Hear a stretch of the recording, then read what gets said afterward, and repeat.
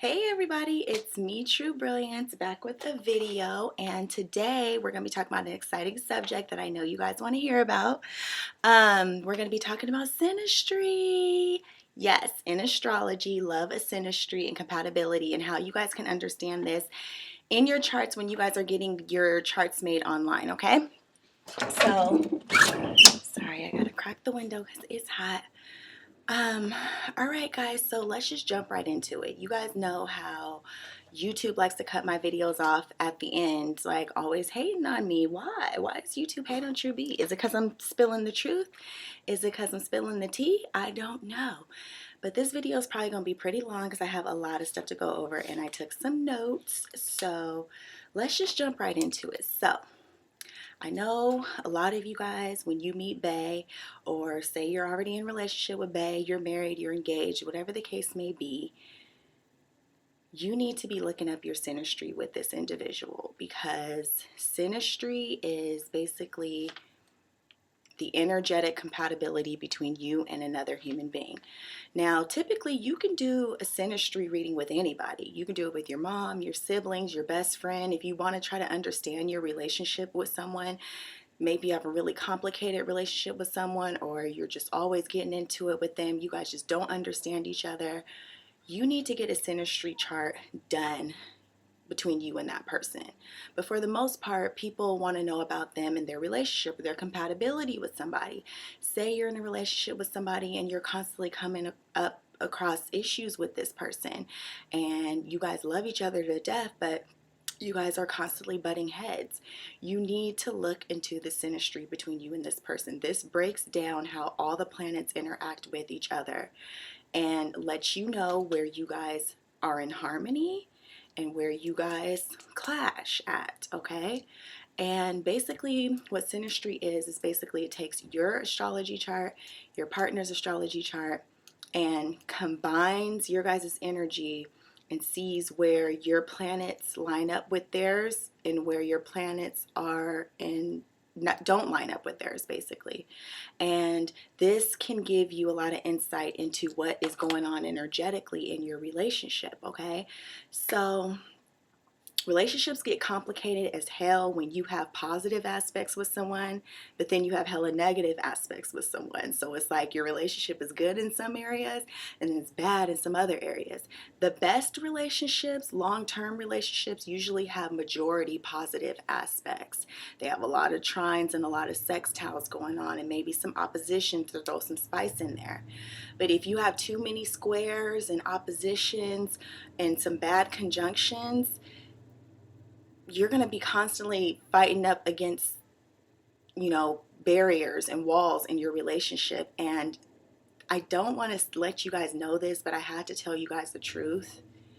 When your synastry is not in alignment with somebody else and you're just hella squared up with that person, you just have hella squares and oppositions and just negative aspects with someone, you're wasting your time trying to make the relationship work, because the problem exists on an energetic level. It doesn't exist in a way that could really be fixed.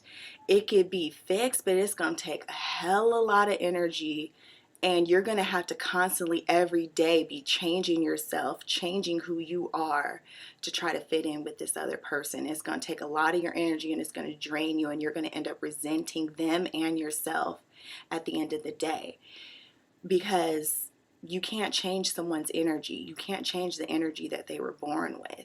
Either you mesh with that person or you don't. And so if you're wasting your time trying to make it work with this person that you have hella bad aspects with, when there's a ton of other people out there that you could have positive, good, flowing aspects with. Now, not saying having a little friction isn't a good thing. Sometimes having a little friction spices their relationship up. But if it's too much friction, too much tension, that's not good for your energetic center. That's not good for you. So if you go get a synastry chart, you can get a free one on Cafe Astrology, astro.com. There's this new one that I went on called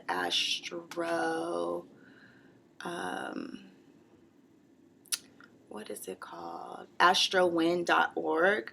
They do a free one, but you got to know the birth time and you got to know where the person was born. And it really breaks down what each aspect means, and it's a free chart. So get a free synastry chart read.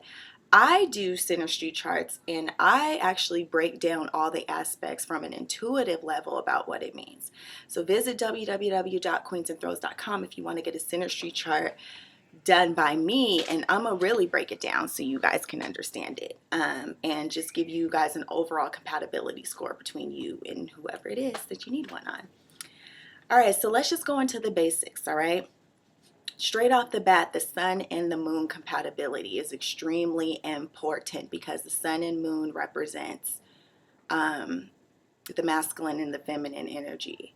So if somebody's sun is trine your moon or vice versa, that is an indication of a very positive relationship and a very long-lasting relationship. A lot of people that have been married for a really long time or have long-term relationships have some kind of aspects going on between the sun and the moon with that person. That's a strong ass binding energy right there, because it's like your sun, your identity, and that person's emotional state are in alignment with each other, and that's very positive. The sun and the moon compatibility is even more important than the sun and the sun compatibility or the moon and the moon compatibility, because you're combining the masculine and the feminine energy, which the sun and moon represent feminine energy. So the sun and moon trine or sextile, if you see that in your compatibility with somebody, sun trines moon or sun sextiles moon, that gives you like an automatic like 20 points on your relationship just right then and there.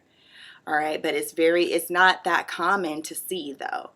And I've studied a lot of charts between like celebrity relationships and stuff like that, and I always see that sun and moon combination for people that have been together for 15 plus years. Okay,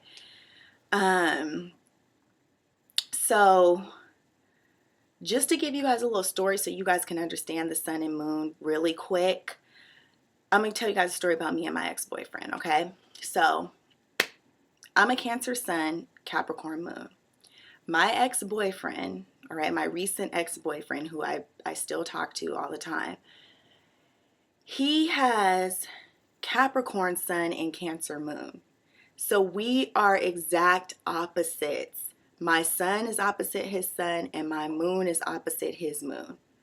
But my sun and his moon are trine are conjunct, and then my moon and his sun are conjunct because I'm Capricorn moon, he's Capricorn sun. I'm Cancer sun, he's Cancer moon. So we had the most complicated, intense, back and forth seesaw ass relationship, to where it was just very confusing, because it was like I was attracted to his Capricorn sun because my moon loved his sun, but my moon hated his moon because I have moon in Capricorn and he has Cancer moon. So I didn't like the emotional side of him. I loved his sun identity. I loved the Capricorn side of him, but I hated the Cancer side of him. Same thing with him and me. He loved the Cancer side of me. He loved when I was nurturing and I was calm and I was supportive and I was like wifey material. Okay, his moon loved that about me. But his moon hated my Capricorn moon. He could not stand it, because when I would become emotional, I would just go cold, like cut off everything, all feelings, all nothing. I wasn't trying to hear anything that he was trying to say. And when he would get emotional, he would turn into the Cancer aspect. So he would get super emotional, and my Capricorn moon can't stand emotional people. So I'm like, why can't you just be like a Capricorn all the time? And he's like, well, why can't you just be like a Cancer all the time? It was the funniest dynamic. And then, just the fact that our suns and our moons matched up made it an even more intense connection, to where it was like, I can't stand some things about you, but then I love some parts about you. It was just crazy, guys. But moving on, let's talk about some other positive aspects in Synastry. When the moon and Venus make aspects between you and your lover, that's almost always positive, because that means that your emotional nature is connecting with that person's love nature. So when the emotions and the love nature, the emotional nature and the love nature are in harmony with each other, that's very, very good and positive just for the overall feelings of the relationship, because it fosters understanding. It means that you understand where this person is coming from emotionally. Your love nature connects with that person's feeling nature. And that's very, very important in long-term relationships. I believe it's Beyonce and Jay-Z have a lot of aspects between their moon and Venus, and they also have aspects between their Venus and Mars, which I'll get to next because that's sexual attraction and sexual energy. But the moon and Venus connections just means that your emotional nature and their love nature are in harmony with each other, or vice versa, which is very important for any long-term relationship, because you have to love the same things. And if you emotionally connect with what that person loves, it's very positive for a relationship and very supportive, okay? Venus and Mars aspects. Now, when you have the Venus and Mars aspects, okay, this makes the relationship very spicy, and this makes for a very strong sexual connection between you and your partner, because that means that it's spicy in the bedroom. You are attracted to this person. This person's love nature turns you on, depending on who you are. If you're the Mars person and that person's the Venus person, basically, if you're the Mars person, their love nature turns you on. Like, the way that they act in the relationship makes you hot. If you're the Venus person and the person that you're with is the Mars person, that means that their sexual nature turns you on and makes you attracted to them, the way that they are sexually. So that's very important for the good sexual chemistry, because sex is a very important part of relationships. People try to downplay sex. I'm the type of person, I can't even be with someone if the sex isn't good. Like, who am I fooling? All right, I have Venus in the 8th house, so yeah, it's non-negotiable. All right. It's non-negotiable. So yes, Venus and Mars aspects, even though it's dealing with the sex, a lot of people think that's not important for long-term relationships, but yes, the hell it is, because sexual chemistry in tune with your love nature is very important. All right. And even when it's the opposition, and even when it's the square, that means there's sexual tension between y'all. All right. Also, Venus in aspects with somebody else's Venus is always positive too. It's not as strong for long-term connection, but that's just straight off the bat. Your guys' love natures are, they match up. All right. Sun and Venus aspects. The Sun and Venus aspects are always positive, because that means that, oh, my foot. Okay. That means that this person, whoever is the Sun person is, and the Venus person, basically that person's identity, which is the Sun, identifies and matches up with that person's love nature. So that could be a very positive, supportive aspect for the relationship as well, because it's just saying, like, who I am as a person, you support who I am as a person. The way that you love, which is Venus, the way that you love me supports my identity. It supports who I'm trying to become. It supports who I am.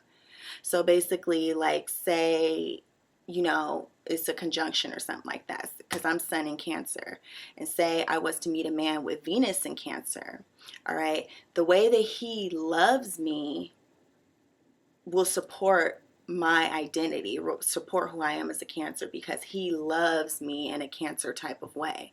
And since I am a Cancer, I identify with that, because I'm like, oh, I recognize how you love me, because that's who I am. That's part of my identity. You get what I mean? So, or same thing, even if I'm Sun in Cancer and I meet a man that has Venus in Scorpio, all right, that's not the conjunction, that's a trine, all right, which is even more positive, because I'm like, okay, you're Venus in Scorpio, all right, and I love the way that you love me. It's familiar to me, but it's a little bit different, because Cancer and Scorpio are not the same sign. They are in the same element. So it's like, I like it. It's a little deep and intense, but it brings something different to my life. You know what I mean?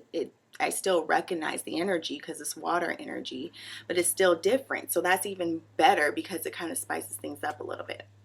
I can go on and on and on, you guys. I'm trying to give you guys some examples, but there's just so many ways that it can play out. So Sun and Jupiter combination. Sun and Jupiter, like if your Sun is trying your lover's Jupiter, or the Sun is sextile that person's Jupiter, that's very, very positive, just for the overall feeling of the relationship. Basically, when you're around this person, you're lucky, or you attract good fortune into your life, or that person, whoever the Jupiter person is, brings good fortune into your life. And it could just mean that the relationship could be very prosperous. Like basically when you're with this person, you can generate wealth with this person, or this person can bring money into your life.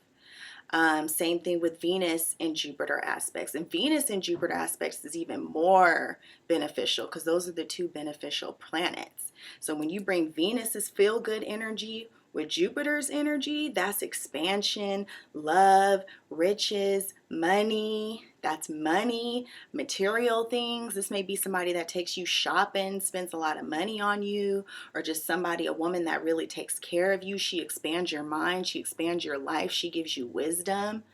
All right, so when Jupiter is involved, it just means the overall energy of the relationship is very prosperous. It's going to be a prosperous relationship for you in some type of way. This person is going to expand your life in some type of way.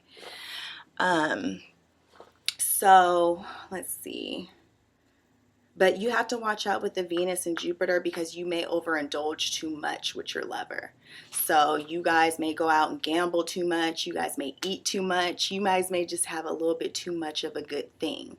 All right, so you have to kind of watch out for that too, especially if it's in like a square or something like that. If it's in a square or an opposition, you guys can kind of overindulge. Like I said, you guys don't know your limitations, which it could be a lot of fun, but y'all need to work within your parameters, okay?